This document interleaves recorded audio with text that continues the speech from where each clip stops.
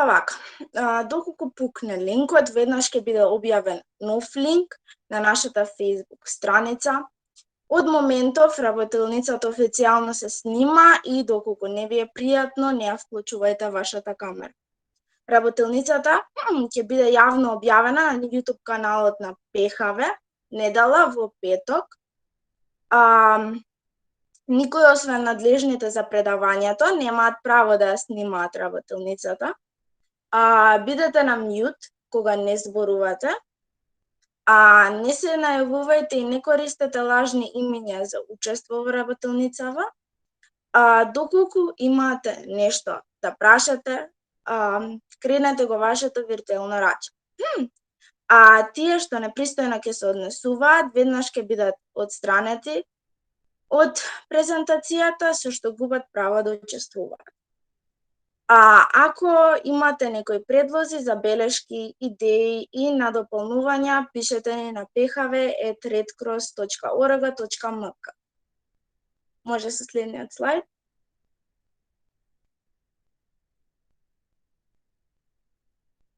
ПХВ програмата е наменета за млади од 13 до 17 години, тоа е тинеџери, и функционира повеќе од 20 години.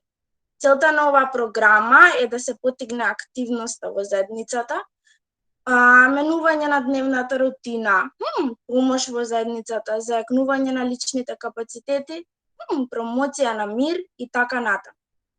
Поради ситуацијата со COVID-19, работилниците ќе бидат држани онлайн од 24 инструктори, при што ќе се реализираат 40 работилници во време трајање од 10 месеци. Секој четврток во 20 часот ќе се одржува по една работилница, а денес, 27.5.2021, последниот четврток од месецот мај, во една и мојата 10-та обука е 18-тата поред. Некои од поминатите теми се впишани во третото облаче, само не е појавено на екранот. Сега Мухамед ќе отвори, може би има некој технички проблем, уште две облачња треба да се отворат, управо си Тина. И тука сме, одиме понатака. Тие се впишани во третото облаче, некои од нив се вештачка интелигенција, биодиверзитет, социјални медиуми и така натаму. Повторно може следниот слайд.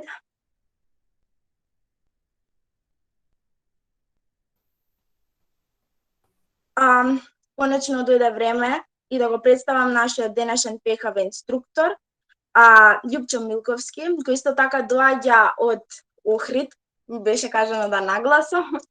Тој е национален ПХВ инструктор, пан-инструктор за промоција на неалтернативи на ненасилство, председател на Комисија за дисеминација и комуникација во Црвен крст на Република Северна Македонија, председател на клуб за промоција и имплементација на МХП во Црвен крст на Република Македонија. Тој е исто така творец, истражувач, поет, писател, хуманитарец. Темата и насловот на денешната презентација е меѓународното движење на Црвениот крст и Црвената полумесечина, исто така хуман императив во кризи и конфликти. Доколку заборавив нешто, Алекс, дополни ме, инаку сега би ја предала сцената на нашиот ПХВ инструктор. Тина, ти благодарам, беше одлична, навистина беше одлична. Се што требаше да кажеш, кажа, одлично ја заврши својата работа и се гледа дека добро си се подготвила. Ти благодарам многу. Вие бидете активни, бидејќи за следната работилница некој од вас ќе го направи денеска што го направи Тина. Мухамед и Љупчо, повелете.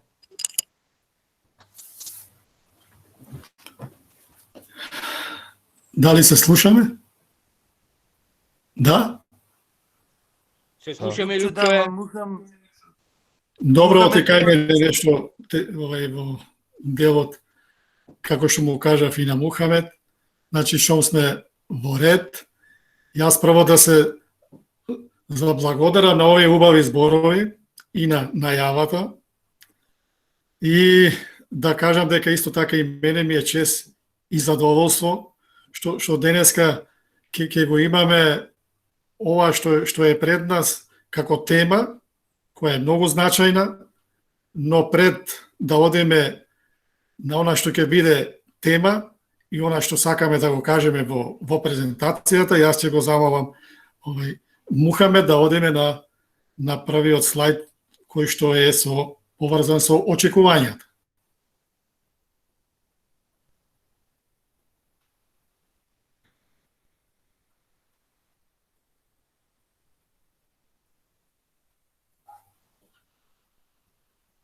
Да пуштам само јас микрофон. Добре, окей. Се надевам дека доволно добро се гледа на екранот, доколку не се гледа, кажете ми да направам zoom in или zoom out. Супер е. Супер е, ваши.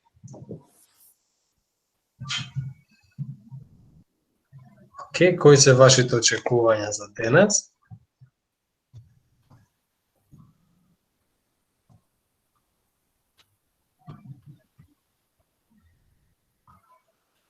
Марија пишува, очекувам да научам повеќе околу црвениот крст и црвената полумесечина. Добро.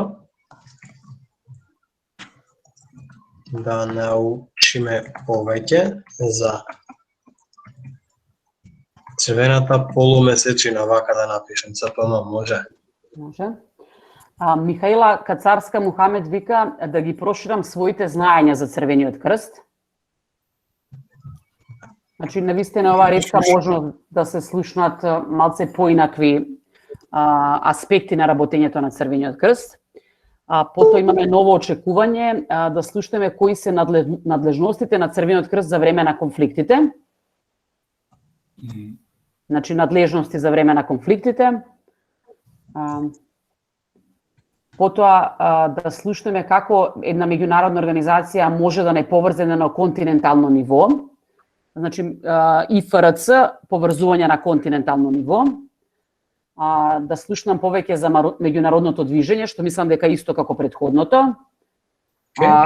Како тоа црвениот крст и црвената полумесечина се справуваа за време на конфликти и кризи. Значи, повторно што е всушност и најавата, така е, Љупчо. Како функционира црвениот крст и црвена полумесечина во време на кризи и конфликти. Потоа на кој начин се случува сето тоа како движење и како поддршка. Потоа Ева вика од Кисела вода, очекувам да научам повеќе за работата која врши црвениот крст и црвена полумесечина, бидејќи сум една од најновите волонтери. Одлично, Ева. Потоа дали соработката е клучна за црвен крст и црвена полумесечина во секоја активност. На кој начин всушност оди соработката. Јас мислам, Љупчо, дека впрочем доста добри очекувања беа кажани. И многу се поврзани со самата цел и на темата, одлично е. Да. Така. Еве Наталија вика од Кисела вода, која што е долгогодишен волонтер, вика да си го повторам знаењето за движењето на црвениот крст и црвена полумесечина, така да некој од нив очекува да го повтори тоа што веќе го знаат. Џоко вика да слушнам како оваа хумана дејност не охрабрува, веројатно и преку самите примери, Џоко. Сара вели колку е важен придонесот на црвениот крст за време на конфликти. Јас мислам дека убави очекувања кажани, дека тука некаде може и да ги сумираме нештата. Да го почекаме Мухамед само да си ја земе водата. Да, се враќа, супер. И Стефан вика да научам повеќе за хуманите вредности на црвениот крст. Секогаш кога ќе се спомена црвен крст, секако дека има простори за хумани вредности. Одиме понатака. Океј, мислам дека може Љупче да продолжи со целите, така да ова се тоа. Одиме сега на целите. Целите, еве, како што можете да видите, јас сум преблагодарен на она што го слушнав како очекување, а тоа веќе не е голема одговорност. Значи, ќе треба она што веќе го слушнав, е содржано во она што сакам да го кажам и да го пренесам, и се надевам дека тоа ќе се случи. Целите се како прва цел проширени знаења за мирот и конфликтот. Второ, основни знаења за криза и кризна состојба, значи основни знаења. Трето, продлабочени знаења за хуманата и правна сувереност на МХП при давање на хуманитарната помош, што е работник на нашата денешна тема. Значи, оваа цел која ја даваме и пријатно и корисно поминато време. Ова се целите. Јас се надевам дека тие што ги дадоа своите очекувања може да ги најдат токму во поставените цели за она што сакаме да го направиме вечерва со оваа презентација. Може, ако нема нешто поврзано со целите, да одиме на следниот слайд. Добро, одиме на овој слайд и јас би сакал Дечки, ќе читаме. Вие гледате сите дека во првиот дел на дискусија за проблем скоро сите делови се поставени и како прашање. Но пред да одиме на самиот дел на прашањата, сакам да направиме една мала, како викаме ние, мала вежба. Вежбата ќе ја покажам јас ако се гледам и се вика лед. Дали можете сите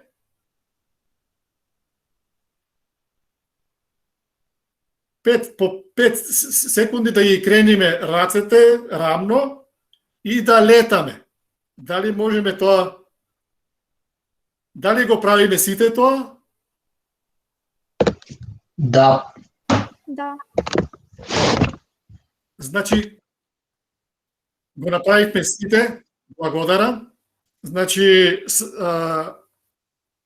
прашањето е кој летаат? Кој лета во природата? Птиците, нели? Птиците, да. Птиците летаат. Да, но нема да говориме сега за лебедот, оти тоа ќе го ставиме на Александра за некоја друга презентација. Во оваа презентација ќе го спомнам гулабот. Гулабот е тој што постојано говориме и историски како птица која носи мир. Дали сум во право? Да. Да, сигурно. Секако. И јас се надевам сега, кога сме на првото прашање, мир или конфликт, ако прашам сега, колку проценти или колку од сите нас ќе летаме кон мирот, а колку кон конфликтот? Дали сите ќе летаме кон мирот? Моле? Мирот се разбира. Кон мир. Кон мирот. Кон мирот, да. Кон мирот. Мир секако. Значи сите летаме кон мирот, но има и конфликт, нели? Секако кон мирот. Ние постојано го имаме и конфликтот со мирот. И јас сега тука, иако ќе го кажеме тоа малку и подолу, само ќе кажам дека во историјата на цивилизацијата, значи негде околу 3.500 и над 3.500 години, само 250 години се израчунати дека постои мир. Се друго е конфликти, војни, за жал. И сега имам едно прашање тука, дали некој може да се сети или да ми кажи која е најкратката дефиниција за мир? Дали сме ја сретнале некаде?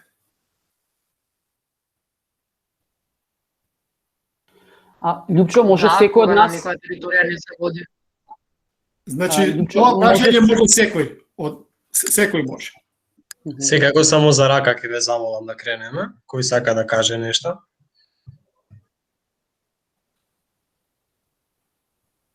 Анастасија, чинам дека почна да зборува, така да одиме со нејзе. Да, јас се извинувам што ве прекинав. Инаку, најкратката дефиниција е кога е на една територија не се води војна за мирот. Тоа сакам да кажам, меѓутоа зависи.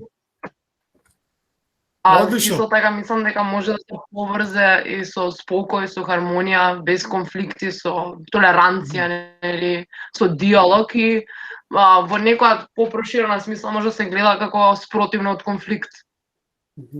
Така е. Еве и дополнета, но најкратката дефиниција веќе ја слушнавме. Благодарен сум јас, бидејќи првиот што се јави веќе одговори на ова прашање, мирот е време без војна. Значи, но ете и со еден проширен дел, јас сум благодарен, но еве ајде одиме сега на конфликт. Може ли некој да каже најкратка дефиниција за конфликт? Еве сега ќе му дадам можност на Мартин, кој што преска имаше кренато раче за мир, ама верувам дека може да даде дефиниција и за конфликт. Мартин, повели?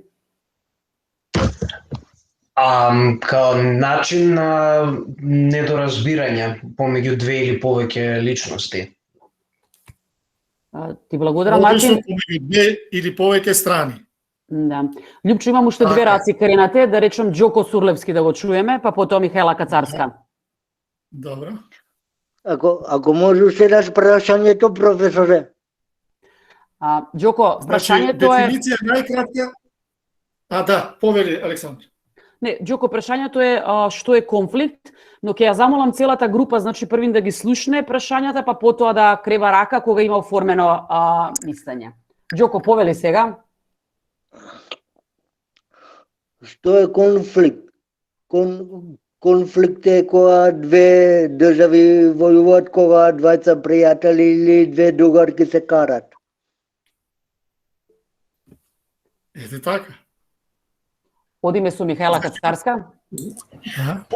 Конфликт е диаметрално спротивност на мирот и представува еден вид на судир на спротивставени интереси. Благодарам. Имаме уште, немаме веќе кренати рачиња, окей, може би да прочитам Љупчо што пишува уште во групата. Ана Марија вели дека конфликт е спротивно од дефиниција за мирот. Добро. Значи, од она што го слушнавме, веќе се доближивме до самата дефиниција за конфликт, недоразбирање, расправија меѓу две или повеќе може да бидат спротивставени страни, но меѓу две страни, значи. Дали може сам со себе некој да има конфликт? Сигурно не. Значи мора да има две, може, мора да има две страни. Сега, ви благодарам, одиме сега на превенција и мировни инструменти, значи. Дали некој може да говориме во глобално гледање, дали ниво во светот, дали некој може да се сети на некои мировни инструменти во светски размери, Обединетите нации и така натаму.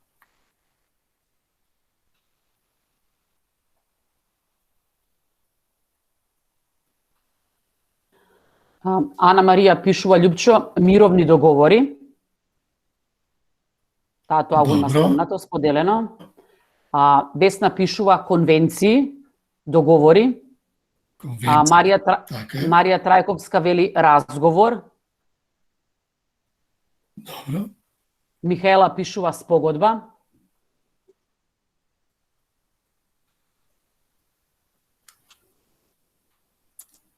Значи да, има уште? Сара Секуловска пишува толеранција. Ангел Николов вели сослушување, мислејќи веројатно кога ќе се случи конфликтот, односно пред да се случи. Михела вели компромис, Мартин вели договори, согласување и толеранција.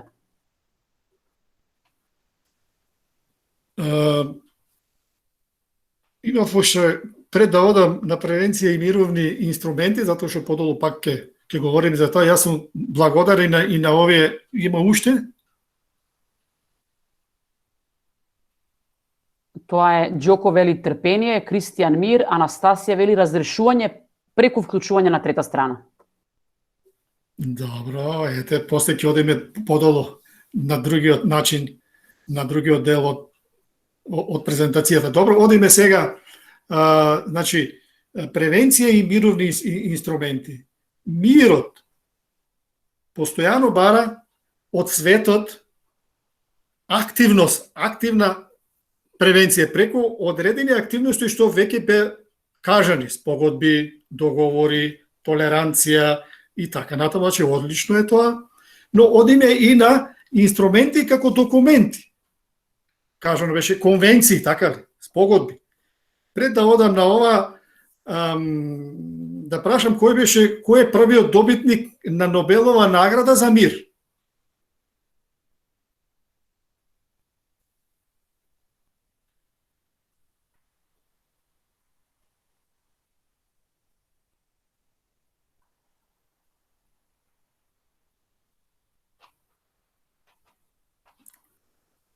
Одлично. Еве веќе пишуваат Лјупчо дека Андри Динан е... Или до 900, има уште? Не, сите пишуваат дека Андри Динан, што е добро, значи групата дека е запознаена со работата на... Значи знаеме дека е Андри Динан, 1901 година, заедно со Фредерик Паси, така ли?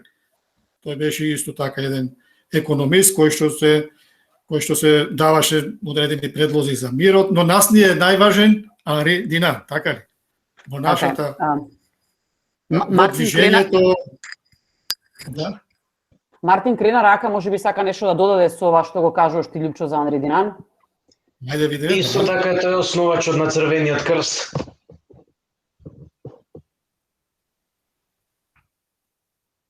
Ако не се лажам.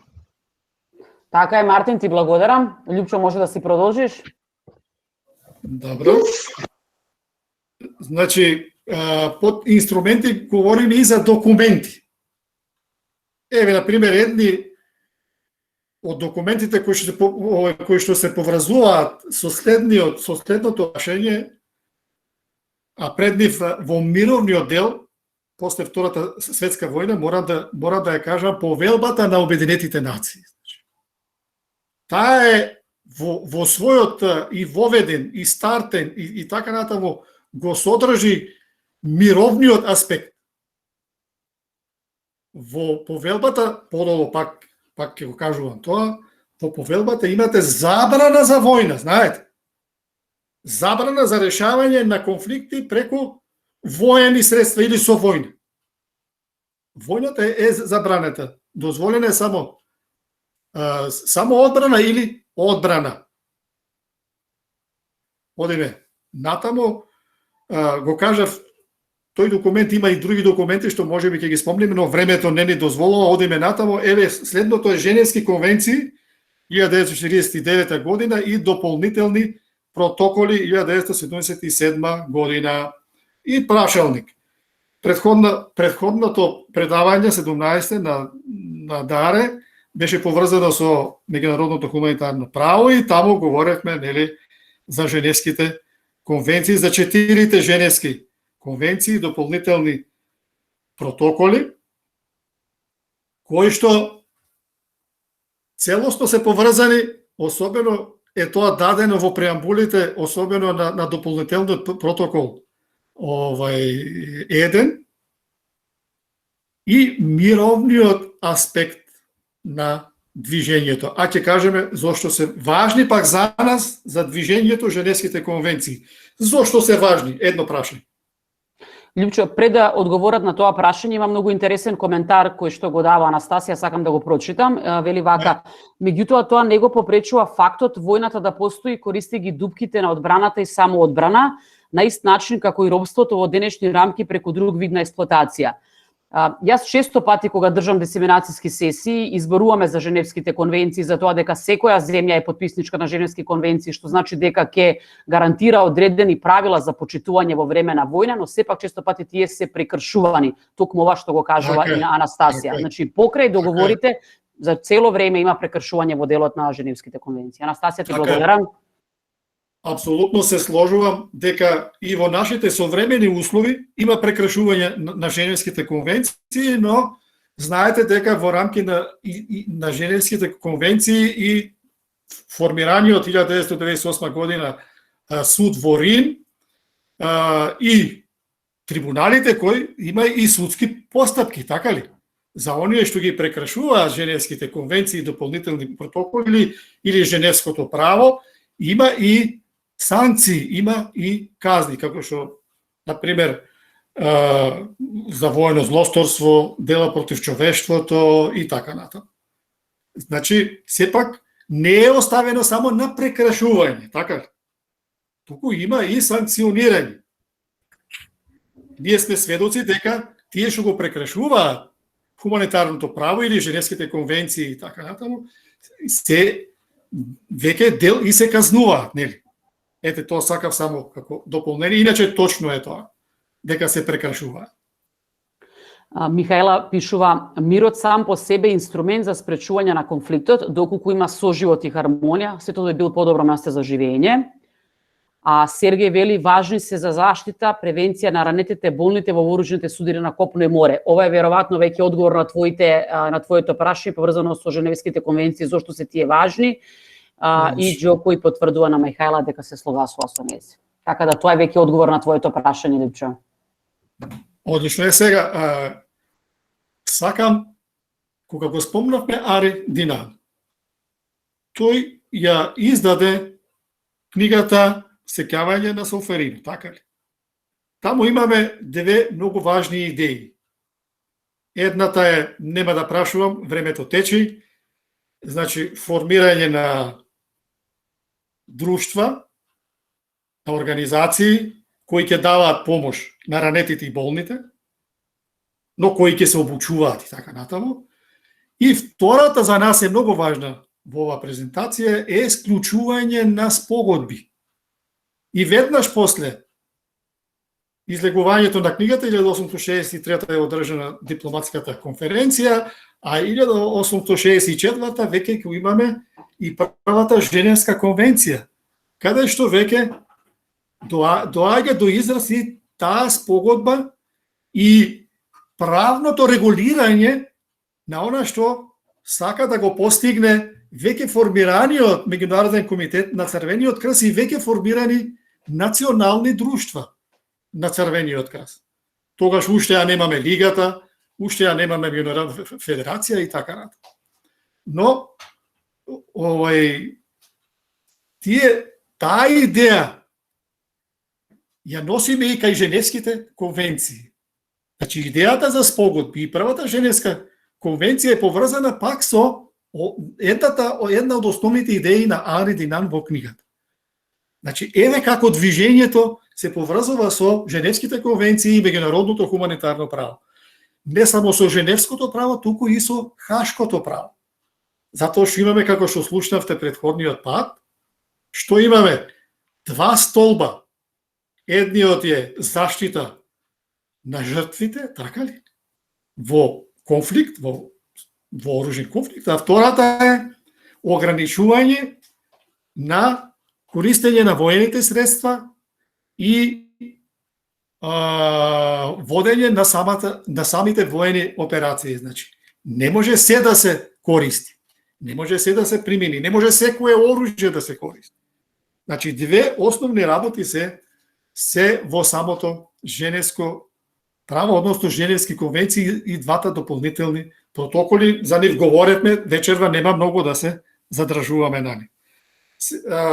Ако дозволите, сега одиме на една работа која што е исто поврзана со нашата тема, е што е криза и кризна состојба. Нема да прашувам пак многу, иако имав идеја, затоа што времето навистина течи. Што е криза и зошто го поставува ова прашање и кризна состојба. Особено е важно на европско ниво, каде што имаме и тело за превенција на кризи и хуманитарни акции, а кај нас е многу важно што во Македонија уште 2005 година е донесен закон за управување со кризи и таму е регулирано ова прашање. И кога говориме за криза, значи мислиме на загрозување на одредени, на некои вредности во заедницата, во општеството. Или на основни вредности. Лјупчо, имам 2-3 раце кренати, ајде да видиме што мислат младиве, уствари што е криза и кризна состојба, да го слушнеме нивното размислување. Еве би тргнала со Марија, нејзе не сме ја слушнале до сега, така да Марија повели.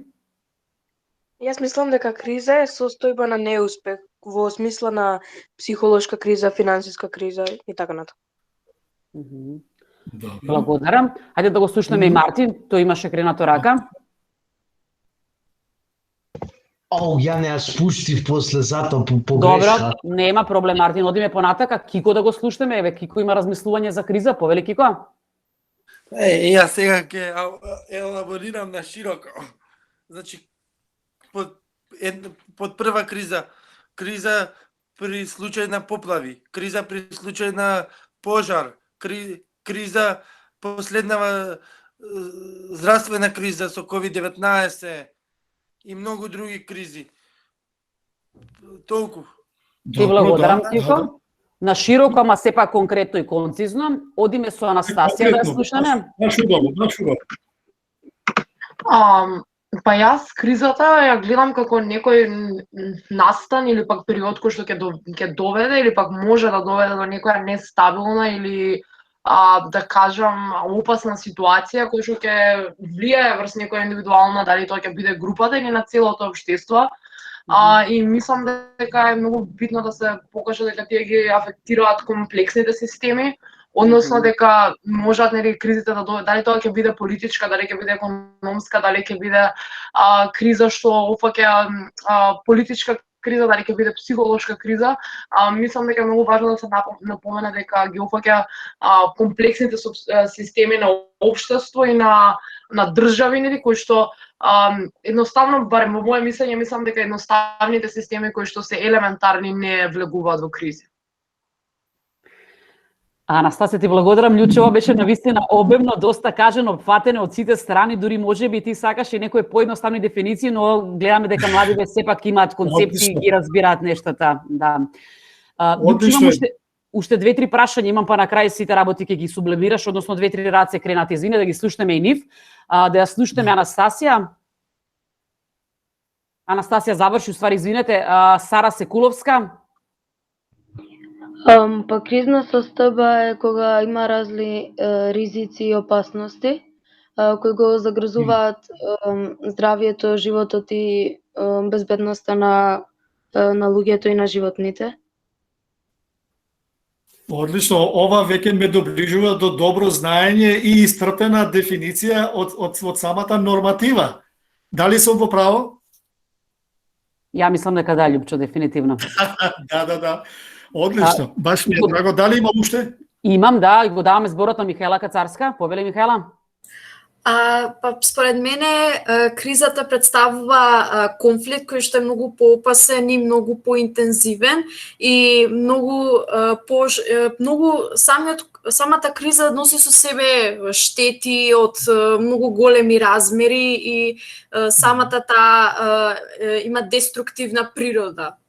И е многу поголема од обичниот конфликт. Благодарам, Михаела. Значи, да.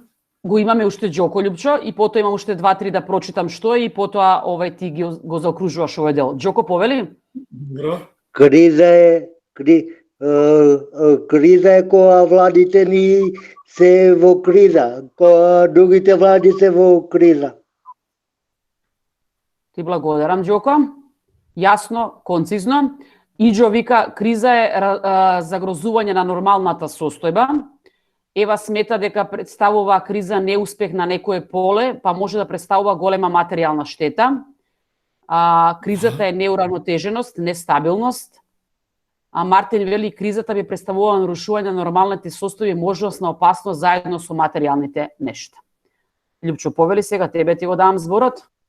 Значи, јас сум изненаден и благодарен, но не очекував за кризата дека ќе имам такви одговори, кај што ја видовме и ризици и опасности се спомна. Се спомна нестабилност, деструкција, значи ненормална состојба од она што е нормална, која што веќе навлегува и во самата експертиза за процена на самата криза.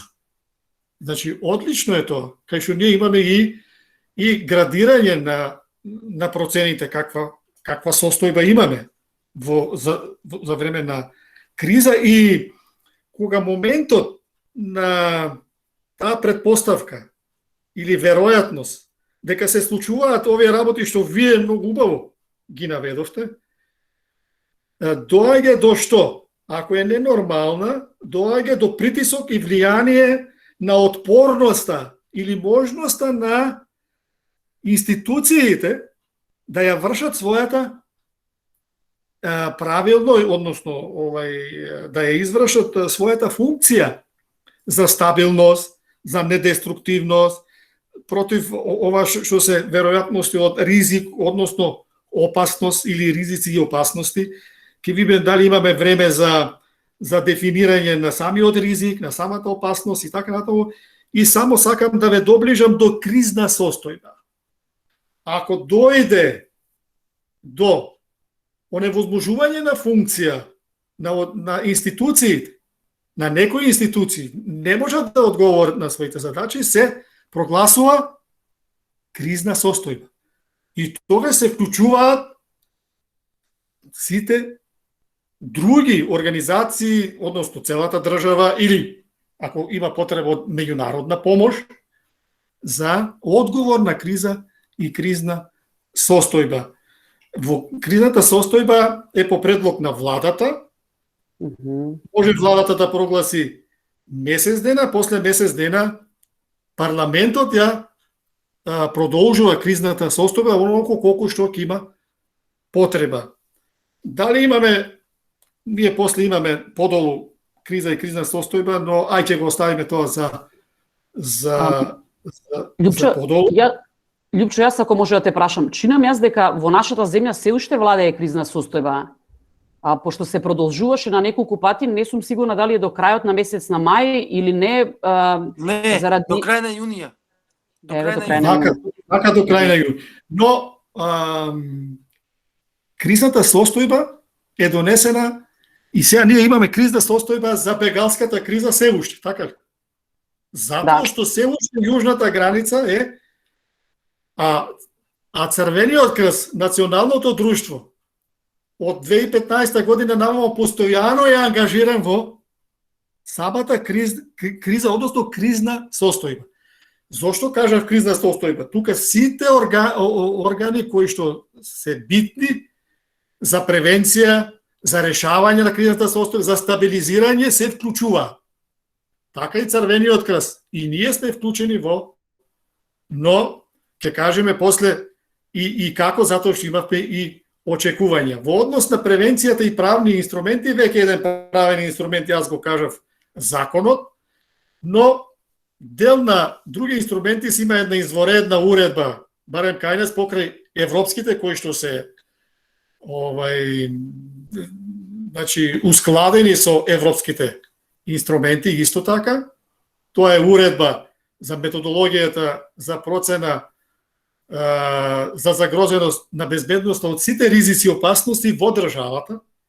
Значи, на едно прашање морам да одговорам тука и добро што се сетив, а тоа е дека сите ризици и опасности, не само ризиците и опасности кои што се од човекот, како конфликт или вооружен конфликт, така ли? Не, и од природни непогоди.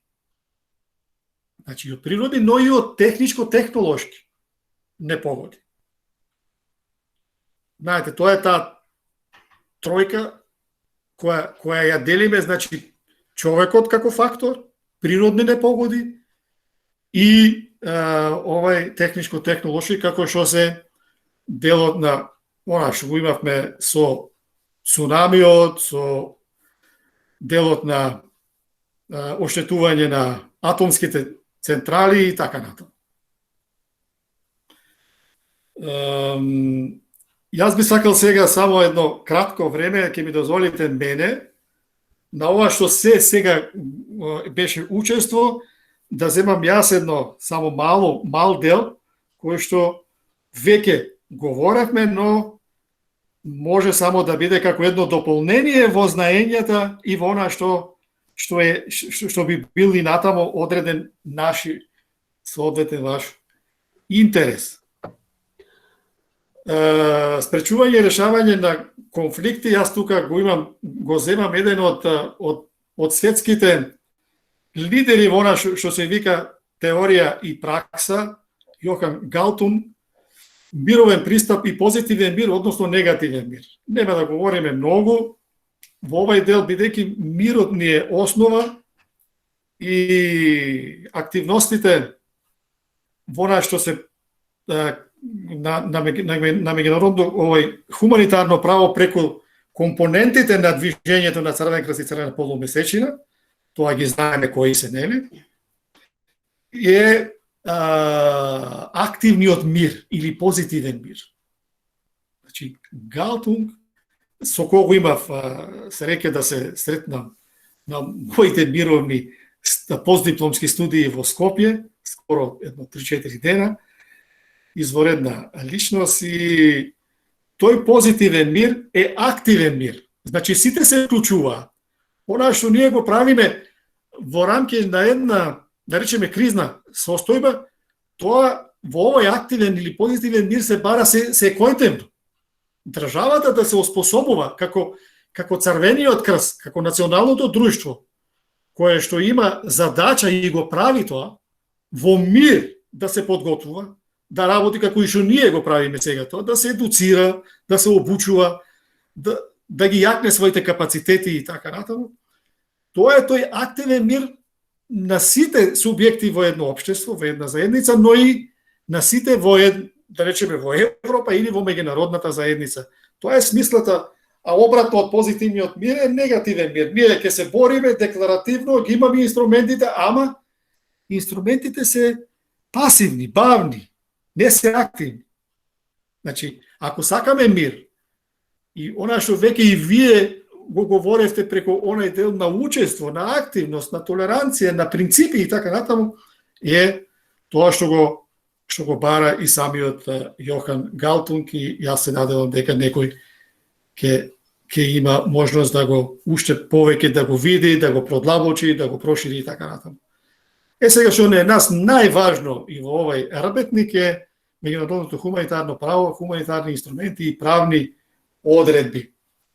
Затоа што ние го рековме тоа суверено право на меѓународното хуманитарно право.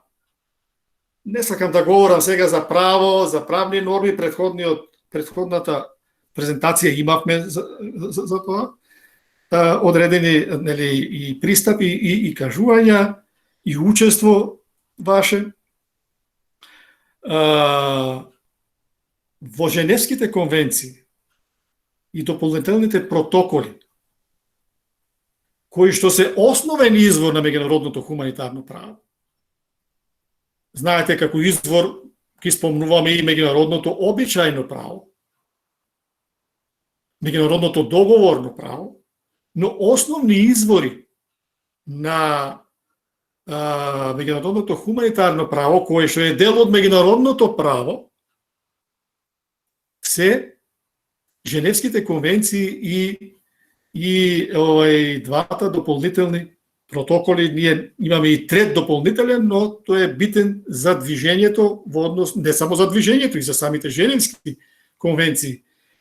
Она што е битно во темата, императив, во одредени членови, во сите 4 Женевски конвенции, по 3 члена, во четвртата имаме и 10 членови, ја регулираат улогата и почита кон меѓународното движење на Црвен крст како организација која ќе ја даде хуманитарната помош.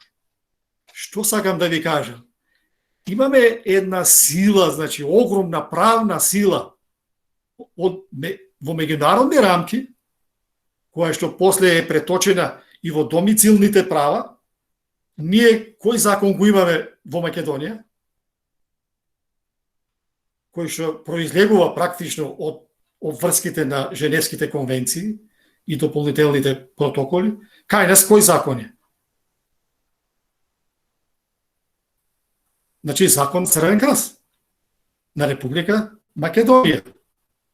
Законот за Црвен крст е практично, знаете колку членови од законот за Црвен крст, скоро 1/3 се поврзани и со самите Женевски конвенции. Значи, тоа е произлегува од Женевските. но е поврзан и со нашиот конститутивен акт, највисок акт во државата е уставот, така ли? И уставот го содржи тој мировен дел. И уставот го содржи тој хуманитарен дел. Затоа што хуманитарното право најмногу го поврзуваме и со човековите права, така ли? Како што е, еве тука еден инструмент ќе го спомнам, универзалната декларација за човековите права. Во Европа исто така Европската конвенција за човекови права, така ли? Значи тие се инструменти кои што се поврзуваат пак со хуманитарното право, а хуманитарното право кога важи? Кога важи хуманитарното право, меѓународното хуманитарно право? Во време на воен конфликт, на воени суди, и тоа тогаш важи. И се она што е последица од тој конфликт, не само тогаш. Се случило нешто, ама е и последица на одреден вооружен судир. Тоа се тие против човештвото. Не го спомнав преска кога почнав и геноцидот. Исто така е едно тешко кривично дело кое што е и во домицилните закони.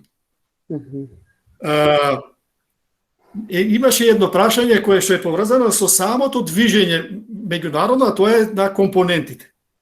Јас само ќе спомнам, бидејќи заради времето, дека компонентите на меѓународно движење на Црвен крст и Црвена полумесечина имаат склучено договор. Договорот се вика договор од Севилја од 1997 година. И јас кога работев на книгата, за нас Охригени многу е важно, 12-тата конференција на друштвата на балканските држави, кај што беа и Меѓународна федерација, и Меѓународен комитет, одржана во Охрид во 1997 година во септември. На таа конференција се расправа за договорот од Севилја, а тој договор е склучен веќе во ноември 1997 година. Во договорот од Севилја, покрај мандатниот дел кој што го има сите компоненти 3, тоа се Меѓународниот комитет на Црвениот крст, така ли? Меѓународната федерација на Црвен крст и Црвена полумесечина и националните друштва. Сега, имаше прашање и во очекувањата кој кога действува. Значи, кога говориме поврзаноста и со меѓународното хуманитарно право, ако говориме за воен суд или воен конфликт, мандатот tukаш кој го има? Го има Меѓународниот комитет на Црвен крст. Ако говориме за елементарни непогоди, природни непогоди и така натаму, мандатот го има Меѓународната федерација на Црвен крст и Црвена полумесечина. А националните друштва што прават во мир? Покрај одредени активности кои што се чисто нивни како активности, веќе да не ги говорам, сме ги говореле многу во ПКВ, имаат они задача во мирно време да се подготвуваат и за активности кои што се поврзани и со конфликти, значи меѓународни и немеѓународни, но и со природни или елементарни непогоди, и со кризи, и со кризна состојба, така ли? Значи, еве ја поделбата, а внатре имаме и многу, значи внатре се обработени во тој договор и принципите, значи принципи кои се основни произлегуваат од основата на активностите на меѓународното движење. Еден од основните принципи е кој? Значи, остварување на шо? На принципите, фундаменталните принципи на движењето. Тие кои се? Имаме 7 принципи, така ли? Имам замислено една вежба, немаме време и ќе одиме натамо. Значи, кога говориме... Да?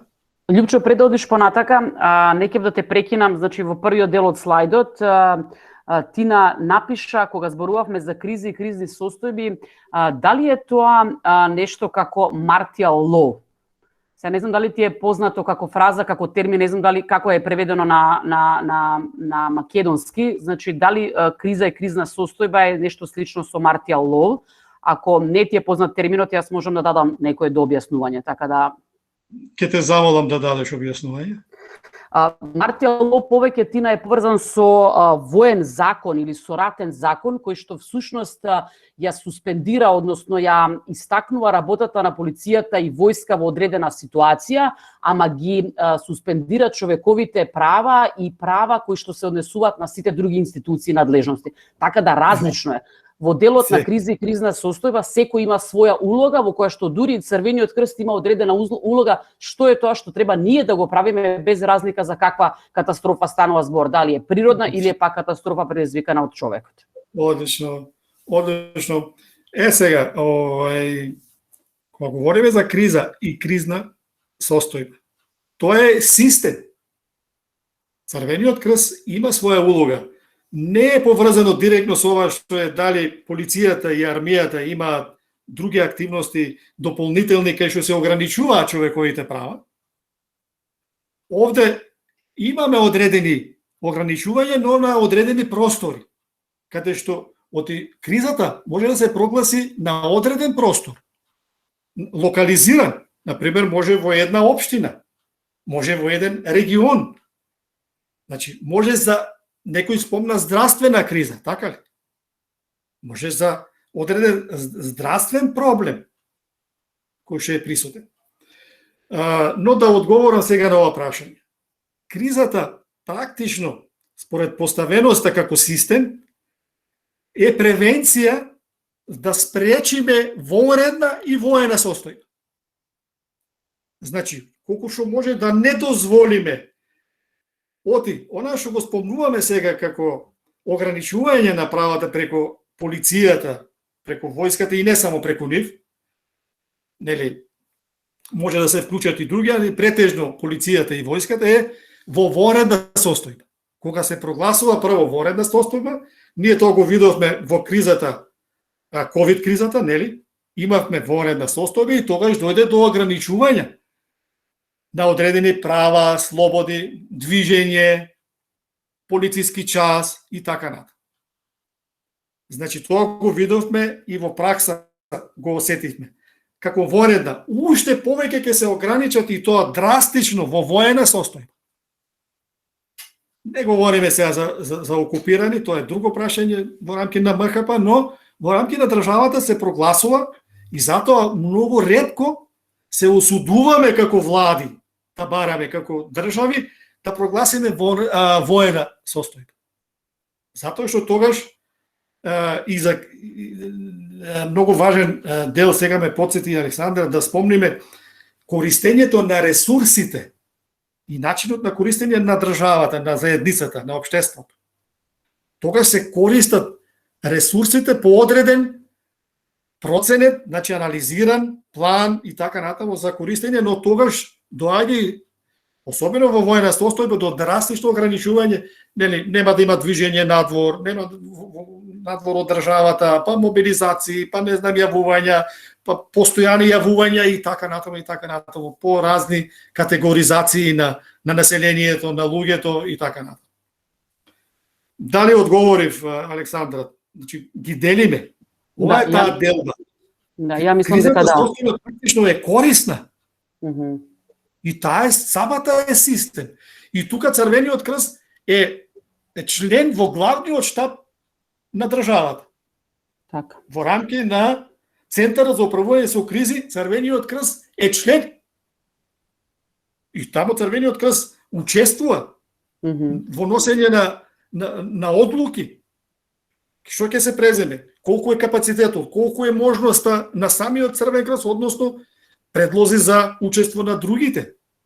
Така. Ние се да не говориме се до, значи, помош на луѓето, исчезнати лица и така натаму. Знаете се што може да ни се случи во такви состојби. Јас тука намерно сум ја ставил криза и кризна состојба, да?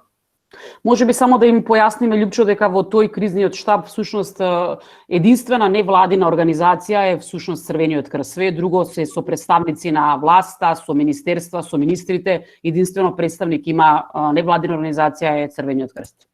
Единствена невладина организација со владин аманет е Црвениот крст. Единствена која има свој закон, знаете, закон за Црвен крст. И единствена која е поврзана на меѓународно ниво, знаете, во рамки на самата федерација и односно на меѓународното движење на Црвен крест, Црвена полумесечина, и кога веќе говориме за тоа, а поврзано е и со МХП, е и со движењето на Црвен крест и Црвена полумесечина, знаете дека има постојана столица во Обединетите нации за делот на предлози кои што се поврзани не само со остварување реализација на Женевски конвенции или се уште не подпишани, особено вториот протокол за внатрешни судири, така ли, за немеѓународно.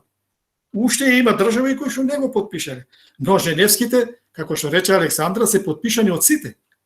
Затоа што подпишувањето на Женевските конвенции е ставено како услов дали ќе те признаат како држава. Значи, еден и од условите.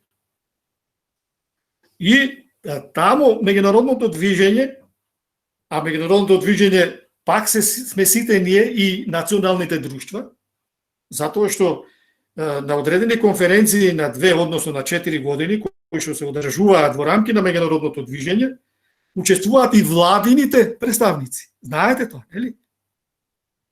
Затоа не е баш невладина.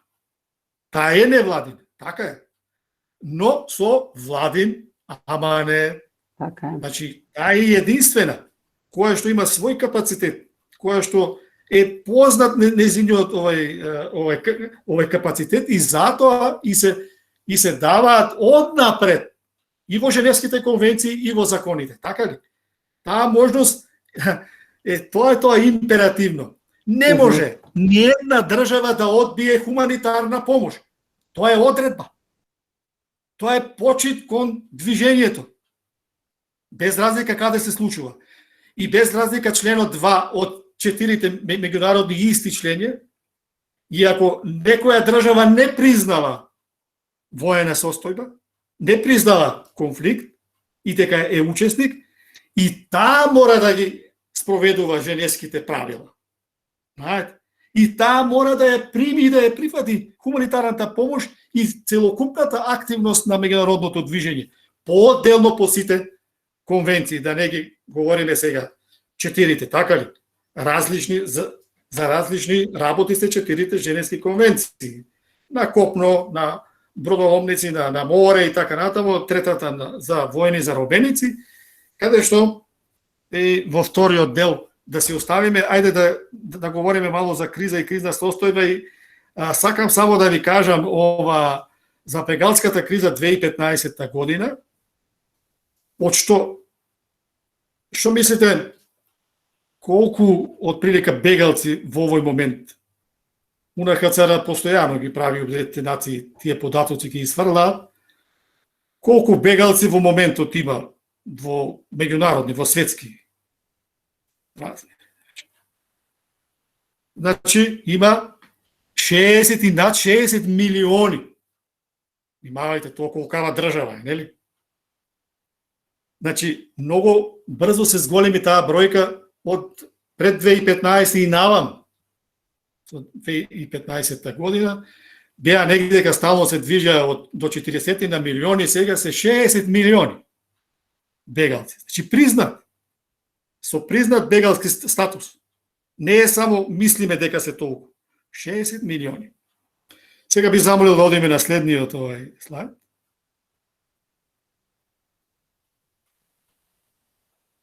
И бидејќи говоревме многу во првиот, во претходниот слайд, сега нема да говориме многу, само како до мир, метода 4, ќе ја видиме. Значи, во методата 4 се многу важни 4 работи. Прво, да речеме, ако е А и Б како противставени страни, А е победник, Б е губитник. Вториот дел од од методата е Б е победник, А е губитник. Третиот дел е А и Б, ќе се најдеме тука. Одложуваат и не се спогодуваат, нема решение за конфликтот. И тука кога наоѓаме, знаете и ние во ПХВ кога решаваме конфликт, и четвртиот дел е компромис. Дали ние во ПХВ го прифаќаме компромисот? Ретко, нели?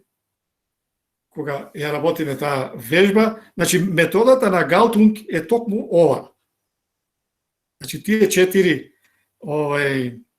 работите, да ги речам, се и дел од таа метода, но сега јас го кажав на брзина, тоа треба едно тешко образложување, но одиме натамо. Што и како действува, веќе говорев многу хуманитарниот и правен механизам на МХП, преку 4 женевски конвенции и се што е она поврзано со тој императив што е многу важен. Претходниот пат кога говоревме, не е само затоа ја давав таа врска на меѓународното движење и со Ани Динан, и со самата книга, и со самата идеја. Таа линија важи до ден денеска. Таа врска живее. И така треба да го гледаме. И самото меѓународно движење, и сите компоненти живеат во таа врска. Со се што она што е актуализирано, па и со дополнителниот протокол 3 од 2006 година. Тоа е за црвениот кристал, така ли? И тука имаше години и децении договарање во рамки на движењето за да дојдеме до црвениот кристал. Не се дојде за еден ден, знаете. Та говорам од некои договарања од 1995 година. Кога се и принципите. Значи, ја правам таа врска и со движењето и компонентите како основа и за хуманитарна активност, но и заштитени. Но и тие се пак заштитници на Женевските конвенции. Движењето е заштитник, зошто викаме, особено Меѓународниот комитет на Црвен крст, но целото движење на меѓународното хуманитарно право. Тоа се грижи за него. До каде, колку се, значи, не само да учествуваме посета на заробеници, интернирани лица, затвореници во окупирана територија, не, него целокупна грижа за меѓународното хуманитарно право е оставена на меѓународното движење. Нормално и на Обединетите нации. Конвенциите мора да се донесат на меѓународни конференции, така ли, во рамки на Обединетите нации. Но целиот арсенал на активности кои се спроведуваат се од страна на меѓународното движење и оние кои што го поддржуваат меѓународното движење. Вие знаете, некои ќе се појават, ајде сега да се договараме Монтреал за мините. Кои мини, какви мини, така натаму. Значи, и многу други работи кои што се поврзани со оружјето, кое оружје, какво оружје и така натаму. Одиме, значи, нема многу да говорам сега за анализа, процена и немаме многу време, само го спомнав тоа. Само ќе го спомнам, значи кога говориме за ризици и опасности, имаме една иста линија, ама не е исто, знаете. Опасноста е дел од ризикот. Опасноста е она што ни се случува веќе. Или веќе се случува. Поплава, да речеме. Голема поплава. Пожари и така натаму. Но ризикот е кој? Кога правиме процена, дека во тој период, на тоа место, или тамо и така натаму се случуваат големи пожари, нели? Или веќе доаѓа некој или веќе доаѓа бегалска криза, која што ја чувствуваме. Веќе се доближуваат, ако влезат на 100, на 1000 и така натаму, се прави проценка дали веќе тоа поминува во криза, односно веројатно и во кризна и носење на кризна состојба. Тука во самата дефиниција на ризикот како веројатност ќе се одржана и опасноста како основа, но тука е и ранливоста, многу важна, изложеноста на објекти, лица, луѓето, ранливоста кога говориме на се она, што е ранливост во популацијата, популациите, ранливи групи, евиденција, брзо и ефикасно действување, знаење каде што се наоѓа. Значи, се е тоа дел од една добра анализа, односно процена пред. Сега, мене ако ме прашате, јас многу во животот работев на тие процени за загрозеност на безбедноста, но во овие години десетина од сите ризици и опасности. Ете само тоа да го кажам. За методата веќе говорев о 4 можности. Правната сила и БХП и хуманитарната инструментална подршка. Ако има прашања, повелете. Системскиот пристап и методологија за превентивни и други мерки и криза веќе и тоа го кажав на одреден начин дека системот е тој што мора да биде пред, како ние што работиме во Црвен крест. Знаете, пред време се формира капацитети, обуки и се предвидуваат мерки, анализи, процени, како секој субјект ќе действува во криза, односно кризна состојба, и да не говориме после за воредот и различни се. Мора да правиме разлики. Јас имам проблеми и на највисоки нивоа со експерти, знаете. Таа разлика, затоа Европа, и затоа светот, и затоа ние говориме за криза и кризна состојба, не случајно. Тука веќе се тука особено му е местото изразено на Црвениот крст и на движење, ама не само тука. Ние после се вклучува и во военна, односно во воена состојба или за меѓународни, односно за немеѓународни судири. Немам време многу да го елаборирам, тоа повелете ако има прашање. Љупчо, пошто гледам дека пошто гледам дека сме до самиот крај, пред да продолжиме понатака, можеби само едно надополнување, многу нешта може да се кажат, но еве една информација за тебе и за сите инструктори и за сите волонтери дека нашето национално друштво минатата година, пред крајот на годината, правеше една анализа за нашиот одговор на Црвениот крст при ковид пандемијата. Значи, во кој што беа опфатени голем дел од волонтери, општинските организации, донатори, внатрешни, така надворишни. И направен еден документ од некои си 80 на страни, кој што ги сублимираше сите овие аспекти, елементи, се со цел, како што кажа Љупчо, за некоја наредна ситуација и криза да бидеме уште повеќе поподготвени, да имаме можности да ги собереме нашите капацитети и одговора да биде уште подобар. Љупчо, ти благодарам многу. И сега сакам само една работа, само да не ја испуштам.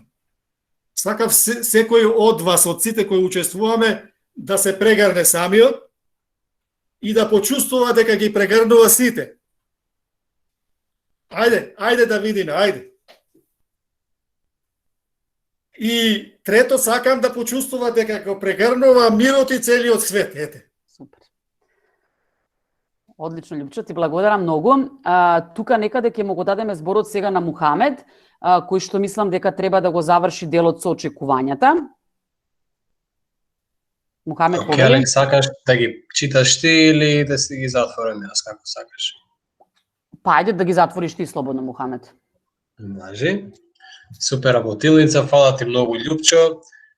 Дали соработката е клучна и мислам дека ова добро го разјаснивме, дека соработката оди на и на ниво на влада и не на невладино ниво, соработката меѓу Црвениот крст и самите влади и сите членки, сите земји на светот се потписници на Женевските конвенции, така да јас би рекол тоа е видна соработка. Мислам дека дефинитивно ги проширивме нашите знаења и го споменавме ова на континентално ниво како функционира самиот Црвен крст и Федерација. Ова за крај мислам дека го спомнавме како се справуваат со кризи, го спомнавме и делот на Александра на крај што кажа дека имаме дури извештај од минатата година. Дефинитивно јас научив повеќе и сите информации и во однос на надлежностите за Црвениот крст. И ова го кажавме дека тоа е единствена невладина организација која е дел од владиниот модел за решавање на кризи и дека присуствува тука. Така да супер работилница и доколку сакате да ја видите пак, ќе имате на нашиот YouTube канал, доколку сакате да се навратите на нешто, некој од вас може да се посветат на ова и да го работат понатака. Верувам на Љупшо може да му се обратите директно и тој да ви упати да ви каже. И сега мислам дека Љупчо, мислам дека може да ја најавиш другата презентација. Ќе ми биде чест да ја најавам следната 19-та така. Така. Од мојот драг Орце Павлов, професор по македонски јазик, рокер и ПКВ инструктор. Не постои поголемо зло од обедување дека ако не можеш да направиш многу, то и негде на друго место го сретнав, не треба да правиш ништо. Тоа е таа премиса. И да кажам дека темата е, како 19-ка што ја спомнав, историја на литература. Пак со среќа, Орце. Сега ме нареден четврток, а пред да ја затвориме работилницата, ја сакам да ви пратам тоа што го правиме секогаш за крај, а тоа е евалуација. Линкот веќе го праќам на чат.